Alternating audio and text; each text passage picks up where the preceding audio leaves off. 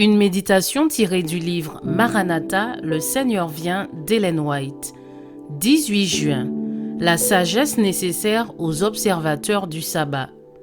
Voici, je vous envoie comme des brebis au milieu des loups. Soyez donc prudents comme les serpents et simples comme les colombes. Matthieu 10, verset 16. Quand la manière d'agir des personnes n'entre pas en conflit avec la loi de Dieu, vous pouvez vous conformer avec elle. Si les ouvriers cessent de le faire, non seulement ils entraveront leurs propres tâches, mais ils placeront des obstacles sur le sentier de ceux pour lesquels ils travaillent et les empêcheront d'accepter la vérité. Le dimanche est la meilleure opportunité pour ceux qui ont un esprit missionnaire de créer des écoles du dimanche et présenter aux gens de la manière la plus simple possible l'amour de Jésus pour les pécheurs et leur enseigner les Écritures. Actuellement, l'observation du dimanche n'est pas une épreuve.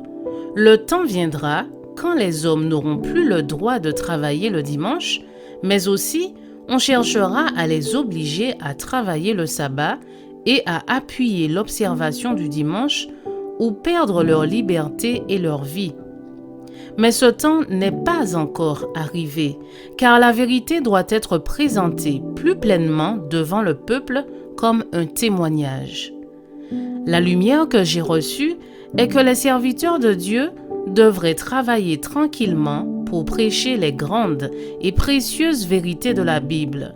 Christ est Christ crucifié, son amour et son sacrifice infini, en montrant que Christ mourut parce que la loi de Dieu est immuable, invariable et éternelle. Le sabbat doit être montré résolument, mais soyez prudents dans votre manière de présenter le dimanche. Une parole est suffisante pour les sages. S'abstenir de travailler le dimanche n'équivaut pas à recevoir la marque de la bête, et là où l'intérêt pour l'œuvre est promu, il doit être fait.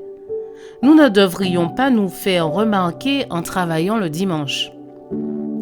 Quand ceux qui écoutent et voient la lumière concernant le sabbat se décident pour la vérité et pour garder le saint jour de Dieu, des difficultés surgiront parce que des efforts seront faits contre eux pour obliger les hommes et les femmes à violer la loi de Dieu.